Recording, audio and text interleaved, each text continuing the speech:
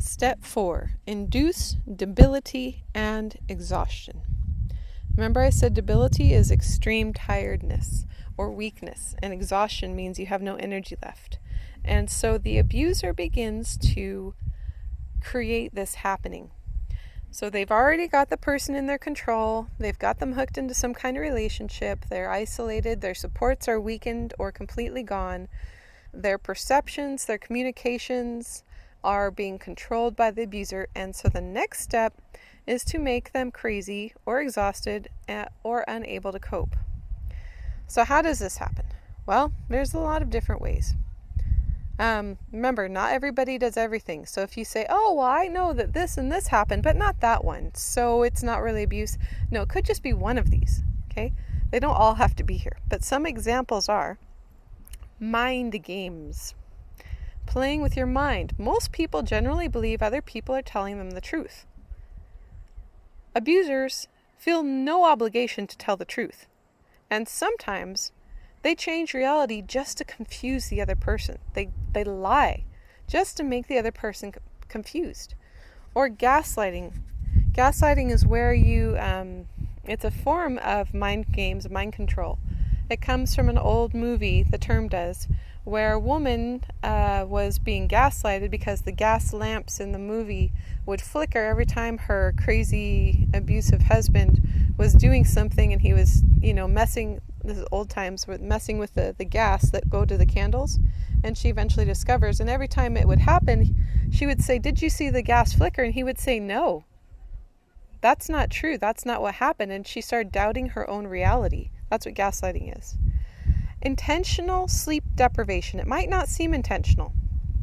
It could just be, oh, I need you to come over tonight and talk to me because I had a really bad day. And, the empathetic target says, oh, I'll be right there. And they pat the person's hand and they rub their hair and they make them dinner. And, but it happens to take up so much of their time, they don't get enough sleep. This is sleep deprivation.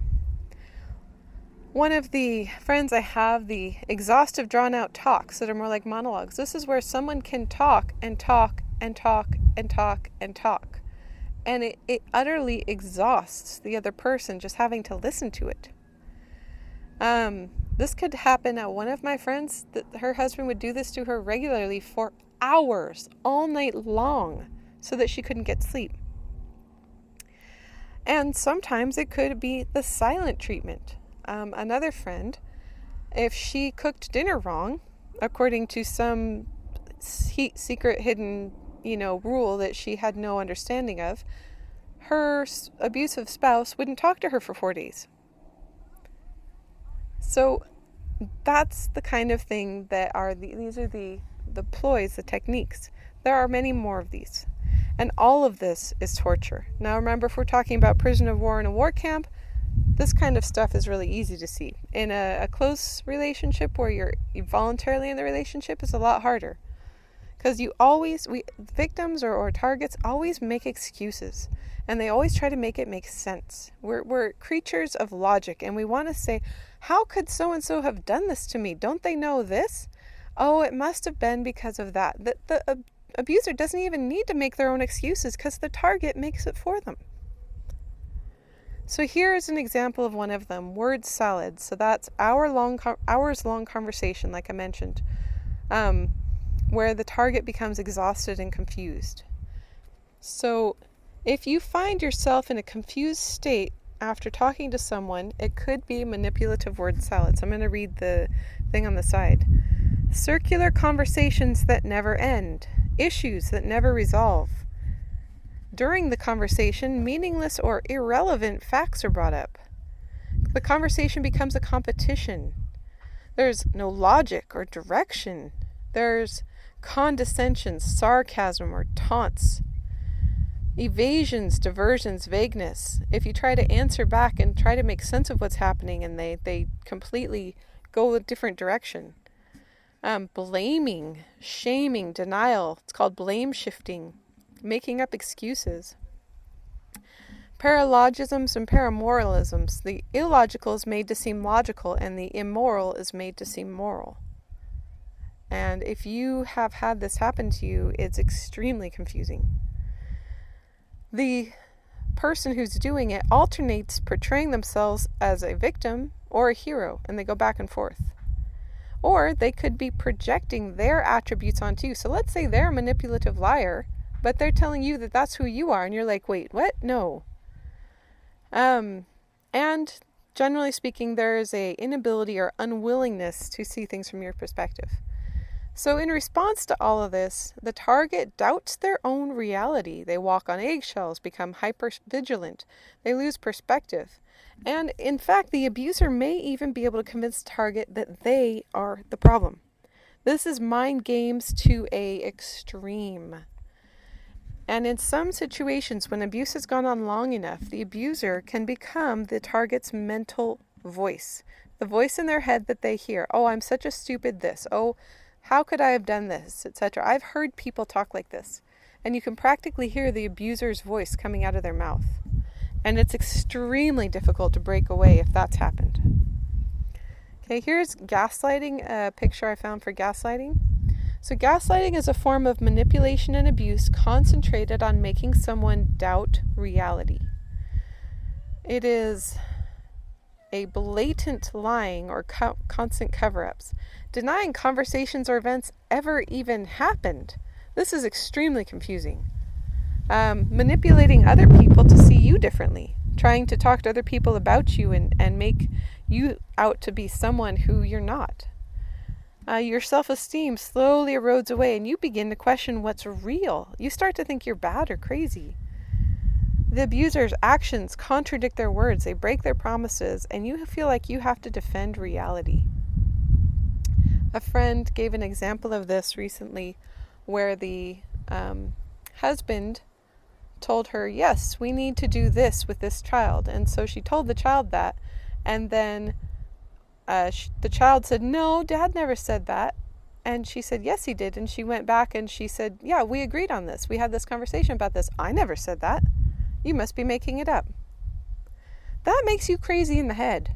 If you have a very clear recollection of what actually happened and someone denies the reality, this is why people who are still living in an abusive relationship, it's very helpful if they start a journal or if they start recording conversations, because it helps you hold on to your grasp of reality and not allow this other person's version of reality to win.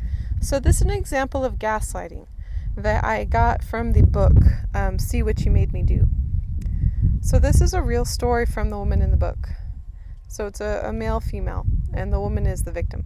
So we had been walking. He had his hand on the small of my back, and I ended up on the ground.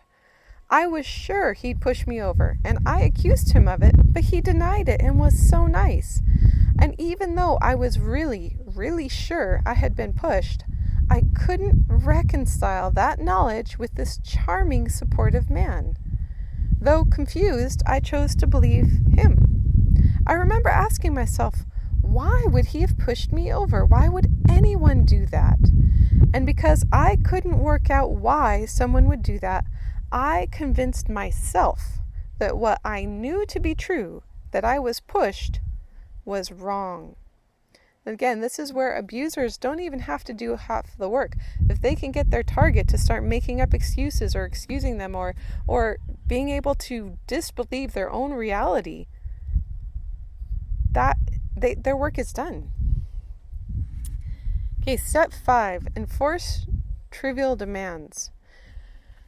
It doesn't matter what the demands are or what the rules are. They could be rules on dress, behavior, communication, or whatever. So for example, that crazy example I gave at the beginning of this, where the husband had 7 cameras in the house and the wife wasn't allowed to be off camera. It could be things like one of the ones that sticks in my head from my friend who was murdered by her abuser. If she moved the soup off the stove before turning the stove element off, which was an electric element, he would get incensed at her because it was his rule that she had to turn the element off before removing the soup. And he had some weird logic about how it needed to save electricity. which of course is completely untrue. It doesn't save any electricity, really.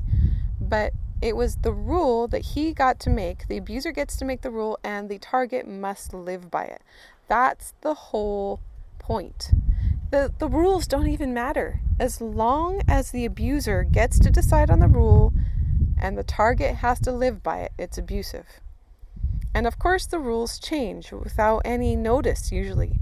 It used to be that steak and potatoes was, the person's favorite meal, and then one day all of a sudden you serve them steak and potatoes, and how dare you offend me by serving me steak and potatoes? And the person says, but it's your favorite. And they say, how dare you tell me that what I just said was a lie, because I've never liked steak and potatoes. Even if the person's eaten like 500 meals of steak and potatoes. Okay? Reality doesn't matter. It doesn't matter that it doesn't make sense. The abuser is the one in power, and this is how they create the power imbalance, by always keeping the target off kilter, never able to keep up, always doing something wrong. Okay, step 6, demonstrating omnipotence or complete power. So the video cameras, right? Abusers love all the stalking technology. You can get an app to remotely monitor and control people's cell phones or computers. Video cameras, of course, can be hidden or visible. You could put GPS devices on someone's cell phone or on the car so that abusers know where their victims have been, on and on and on. The world we live in right now, it's extremely easy to demonstrate omnipotence. So if a victim stops at a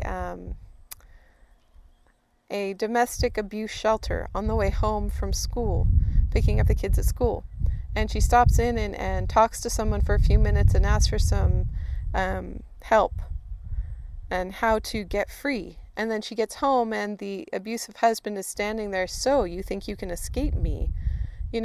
And she's terrified. How did he know? Well, it's not that hard if they're tracking your phone and they see that you made a stop at a domestic abuse shelter for 10 minutes, right? Unfortunately, it's extremely difficult, and most people are unaware of all the ways they can be tracked and monitored.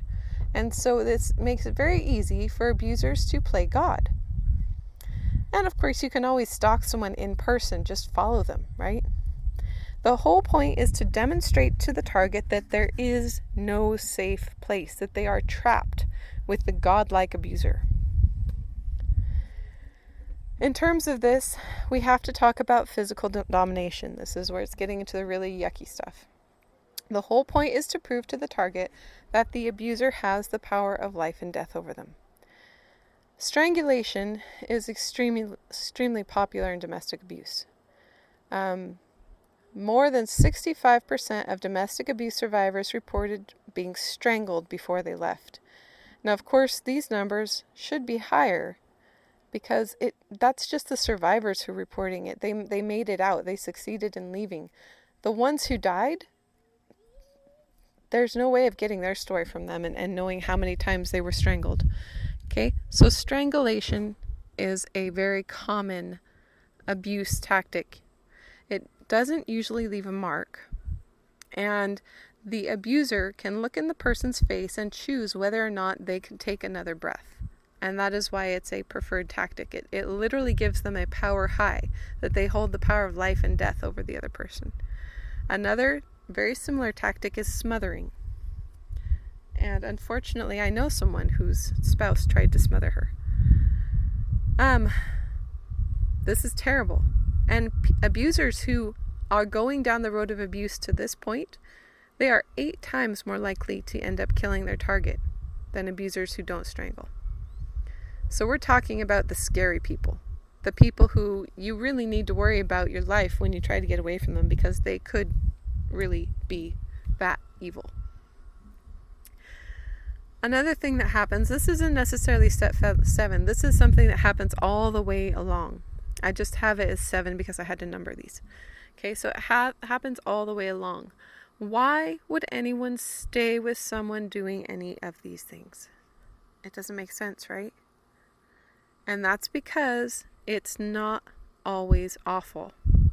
Abusers reward their targets in order to keep them trauma bonded. I asked in a previous lesson, what's a trauma bond? It is the bond between a victim and their abuser, or the target and an abuser. Sometimes, and I mean, you read some of these stories, like in this book I mentioned, sometimes the person's reward is simply not being killed. Yay, I survived another day. Right? If you get to the extremes of physical abuse like this, the victims know that their abuser is going to kill them. It's just a question of when. Love bombing always comes back into play during this cycle, and the target never gets to know when the cycle changes.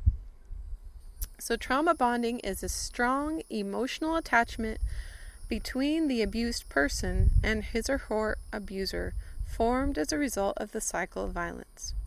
So trauma bonding is part of the explanation for why doesn't he or she just leave? Because the relief from the abuse, or the continuation back to the love bombing, creates a dopamine high.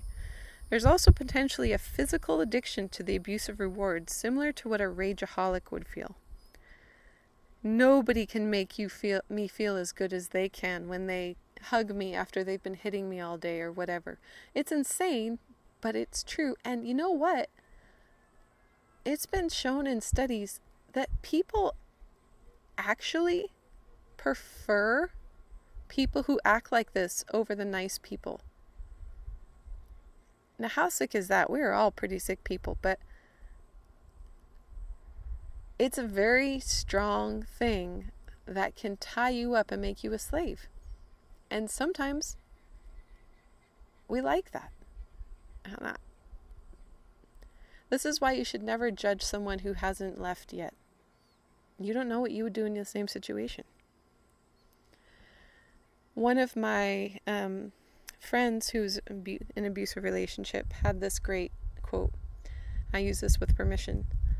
So the combination of the pattern of intermittent reward, establishment of omnipotence, overt or covert threat, and gaslighting is very powerful and creates a system where the victim feels she is crazy for thinking anything is wrong, has no choice or power anyway, and that the evil she knows is easier to tolerate than the unknown.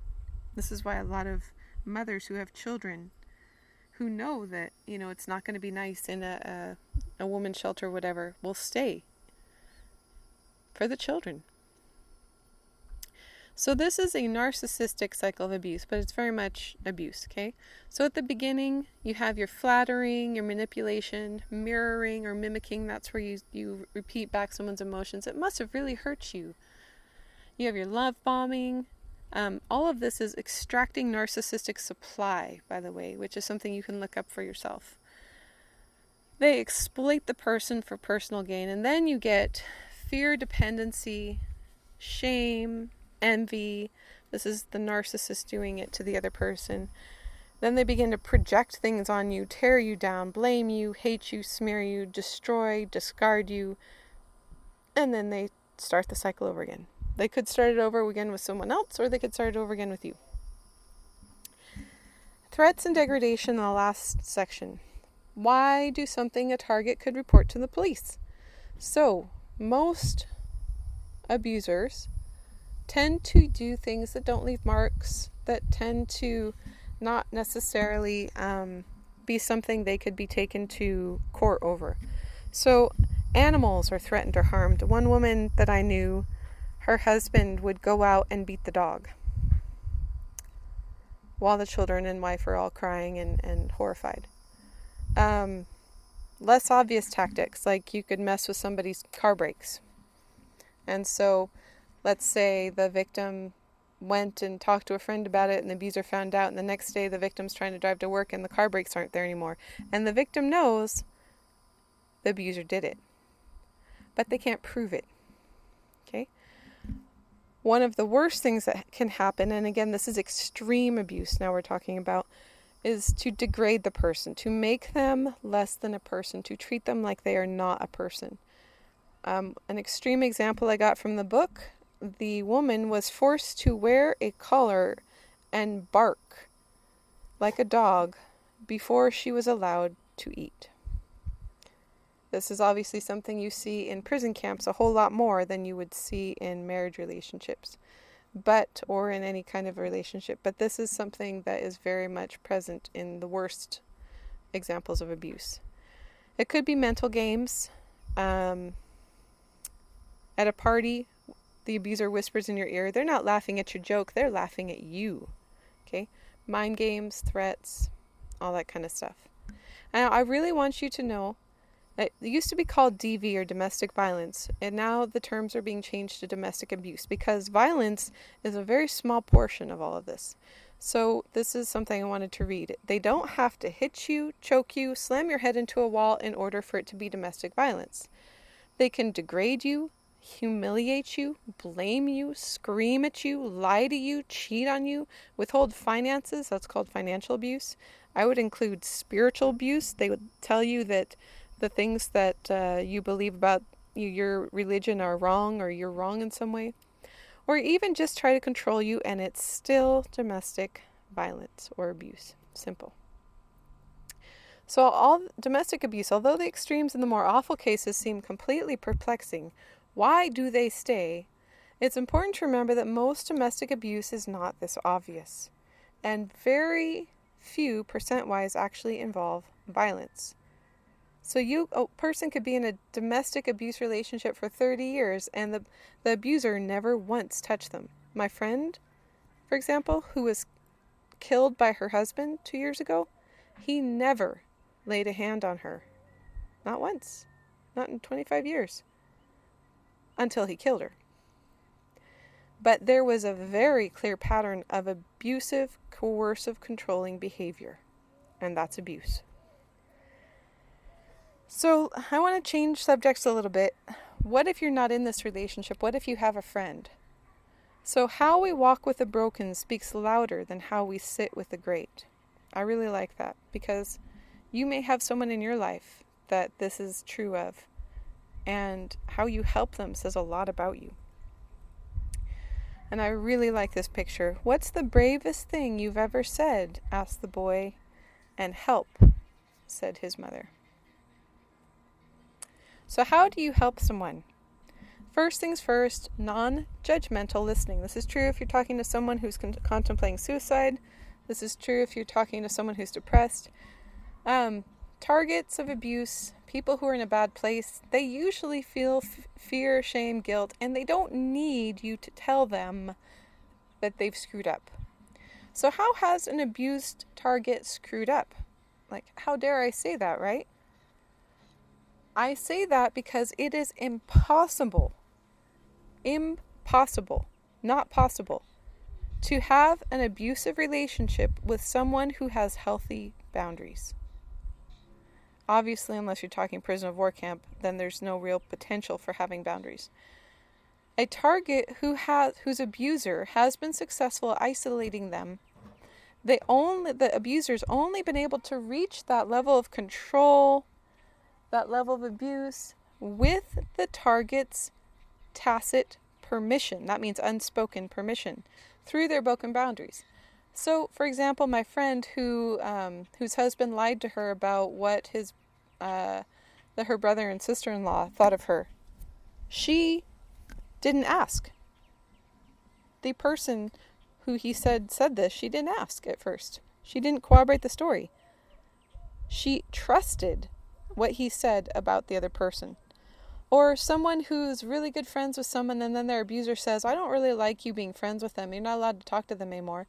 If the target agrees and stops talking to the person, their boundaries have been broken. Remember, what belongs to you, your thoughts, your feelings, your emotions, your body, what you are allowed to do or say, these are your boundaries. And if you are in an abusive relationship, somewhere along the way, you allowed your boundaries to get broken. It probably because, statistically speaking, most people who are in abusive relationships, the framework for being abused started in childhood, where they were abused by someone else, and so they're already kind of pre-broken in for an abuser. This is why people who have been abused as children grow up generally tend to seek out abusers as their spouse. So if this is true for you, if you've been abused as a child, you need to learn and spend a lot of time learning healthy relationships, healthy boundaries before you ever look for a romantic relationship, because you are probably going to choose the wrong person. It's a sad fact of human nature. We tend to seek out that which we know. So, don't tell someone they screwed up and their boundaries are messed up and this is all their fault. Okay, don't tell them that. What you need to tell them is that the truth. They have the power to make it stop. One of the horrible things about abuse is that it takes away the person's power to their own selves. You need to tell your friend, you have the power to leave. You have the power to stand up for yourself. You have the power to make this stop. They might not like their options, but they have options. Unless, of course, they're prisoners in a prisoner of war camp. Obviously, that's very unusual now. The second thing to do, obviously, is get them help. Every target who is in an abusive relationship needs multiple sources of help to leave. While you're helping them, get your self-support while you help them. And obviously, be careful. Be very careful. Abusers can be very dangerous people. Be aware that abusers may be physically or electronically stalking their target. So if they talk to you on the phone, the abuser may have your contact information. Be aware that most domestic abuse targets take several attempts before successfully leaving someone. I know some of my students from last semester have grown up in abusive family environments. And it's very difficult to reconcile loving the parent who's being abused, also while being angry at that parent for allowing the abuser to abuse you because of their broken boundaries. So you need to know it takes a lot of effort, and most times it takes a lot of attempts before a target can successfully leave. And if you have somebody who shares with you that this is something that's true for them in their life, make sure that before anything else, even before you get off the phone with them the first time, that they have a safety plan in place. Can an abuser change? Oh, by the way, safety plan simply means they have money and they can leave and they have a place they can go. That's what a safety plan means. There's more information on that online. So can an abuser change? The hope that someone you love can change is extraordinarily powerful. It keeps people in situations that are extremely toxic. Unfortunately, most abusers never change. They usually just move on to a new target when bored or when resisted. And this is why I said before, you do not have to have a lifelong committed partnership with someone you've had a child with. So try very, very hard not to have children with someone you don't trust. Because I know from talking to certain people, co-parenting with an abuser is like a prolonged prison sentence of small tortures. A co-parent can torture you in ways that it's incredible. They get to you through the kids, they get to you through some other way, they make you go through horrendous amounts of money trying to fight them in court. It's just awful. So try really hard not to have kids with someone like that. Now, I really like this one. No one changes unless they want to. Not if you beg them, not if you shame them, not if you use reason, emotion, or tough love. There's only one thing that makes someone change: their own realization that they need to do it. And there's only one time it will happen: when they decide they're ready or willing or want to change. I like this one as well. An apology without change is just manipulation. Read that again. It is just manipulation. If they say, "Oh, I'm so sorry," but then they do it again, that's just manipulation. Don't believe it. Believe people's actions, not their words. Sometimes you just have to be done. Not mad, not upset, just done. This is a quote from Julia Roberts. Women, you are not rehabilitation centers for badly raised men. It's not your job to fix him, change him, parent, or raise him. You want a partner, not a project. This is very much the temptation for people who want to ride to the rescue of someone who's deeply injured, and all these horrible things happen to them, and in turn it's created them into monsters that they tend to be abusers. You don't have to fix them. I like this one. Givers need to set limits because takers rarely do. And this is true in every kind of relationship where there's an imbalance. And unconditional love does not mean unconditional acceptance of bad behavior. You hold your boundaries. You know what? We can have a relationship, but you can't treat me like that. That's not okay. So how do you avoid becoming a target? The first thing you need to realize is that all abusers are looking for people who they control. Even if they don't realize that's what they're looking for, that's what they're looking for.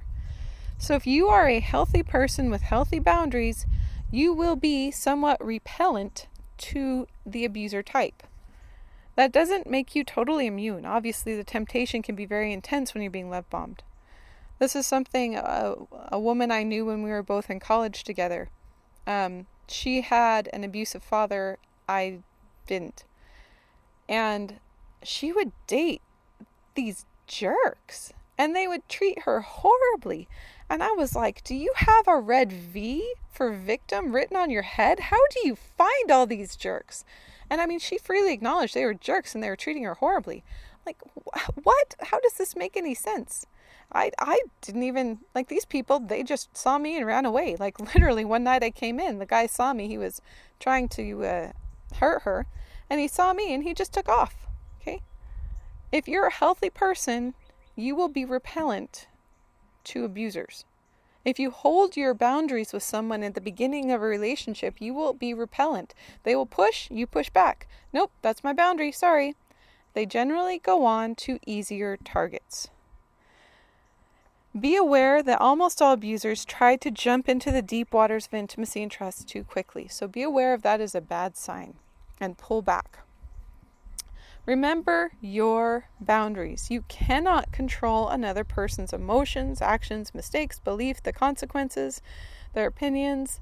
You can't do that. You don't have that power. The only thing you're responsible for is your words, your behavior, your actions, your ideas, the consequences for your behavior. That's what you have power over. If someone tells you that you made them feel this way or you made them do this thing, they are lying. Lying like dogs. You do not have that power. It's not yours. They have that power. You are in charge of yourself.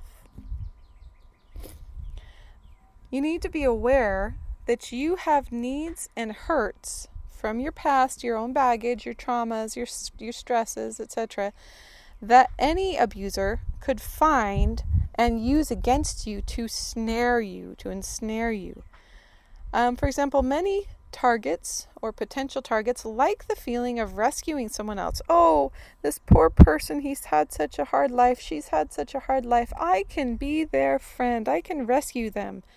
They don't need rescuing. They need to learn how to rescue themselves, okay?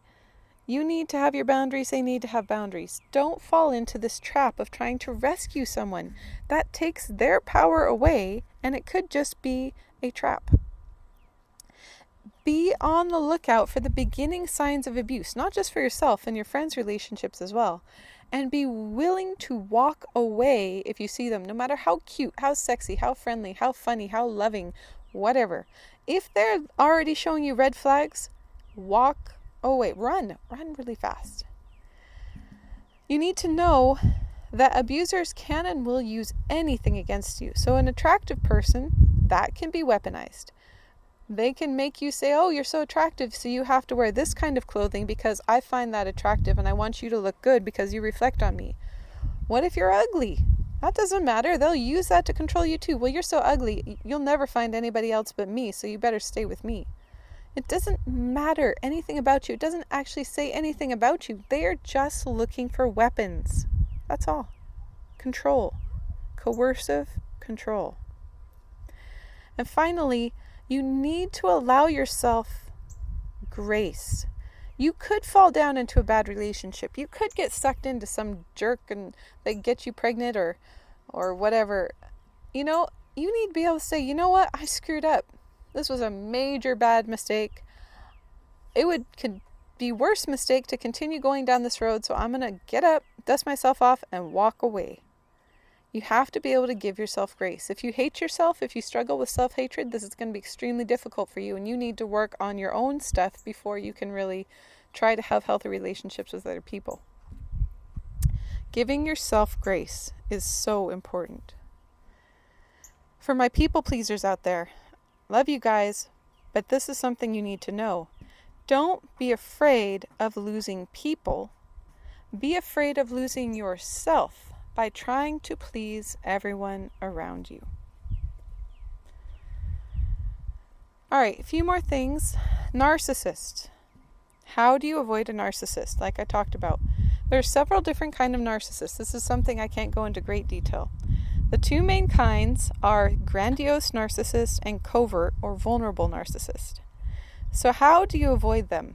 Okay, a grandiose narcissist is someone who thinks they are really like the best, the top of the world. They're awesome. There's probably public personas you can think of who are probably narcissists. Grandiose narcissists are pretty easy to see. They just really think they're the cat's meow. Covert or vulnerable narcissists are always victims, and it's always someone else's fault, so they're a little bit harder to tell. So how do you avoid them? Number one, be uninterested in a short-term sexual relationship. If someone is already, they met you yesterday and they want to jump in bed with you today, okay, nope, you are obviously not the right one for me, okay? If you have a grandiose narc, and this could be, let's say you have a boss or an uncle or an aunt or whatever, one of the ways to get them to leave you alone is to admire other people verbally to the grandiose narc. So let's say the grandiose narc thinks that they are the smartest thing since sliced bread about computers. So you tell them, hey, did you hear my cousin Joe is so the smartest guy ever about this stuff? And they'll say, no, I am. And you say, no, actually, I think Joe's better than you. That's really repellent to a grandiose narc. For a grandiose narc especially, you need to seem indifferent to their own good qualities. So, for example, if the narcissist starts telling you, oh, I'm as attractive as, John Wayne or Julia Roberts or whoever you want to say, you could reply with something like, that's so cute that you think that. Sarcasm, okay? It's so cute you think that. Do not believe them or act admiring of their traits. Now, this is seeming to be mean, but you need to be mean if you want to divest yourself of a narcissist, because they will latch onto you like some kind of emotional... Narcissists are called emotional vampires because they latch onto people and then they suck them dry. So if you have gotten into a relationship with a narcissist, you need to be aware they're trying to vampire you, and you need to poison the supply, get rid of them. Okay? If you want to try to get rid of a narcissist, you need to think of what's one of their actual strengths that you see, and then take that away or talk it down and compare them to other people negatively. This is poisoning the supply. If you think about the vampire thing, you're basically like drinking bleach in order to poison your blood so that they get poisoned and they stop sucking your life force away. Narcissists are extremely attracted to admiration, so don't compliment them. You can be like, oh, that's nice, without giving them any narcissistic supply. It's called the admiration. That's what they're looking for. That's what they're trying to suck out of you. This is a picture I like. Dear narcissist, when you do something wrong or hurt someone and you suffer the consequences, you're still not a victim. Sincerely, everyone you hurt. Okay, I know a narcissist example where the person, in this case it was a husband, he did something that meant that there was some really bad repercussions. And then it was his own actions that caused it. And then he go on and on and on about being a victim of all these horrible things happening to him. It's like, hello, you did this. It was your choice. You started this. You're not a victim here. You did it to yourself. You did it to us. You did it to everyone. Okay, you're not a victim. Okay? Narcissists hate consequences. They're always trying to blame shift and give them to someone else. This is something that's important for relationships. When a person tells you that you hurt them, you don't get to decide you didn't hurt them. Read that again. And this is what I want to end with. The only way to win with a toxic person, an abusive person, is not to play. Leave their playground. You won't ever win. You'll always be the loser. So run away. Walk away. Crawl away. Whatever you need to do, get away. All right, I know this was a really hard subject to cover. Thanks for sticking with me. If you guys have any questions, you have anything you'd like to know more about, I'd be happy to help you.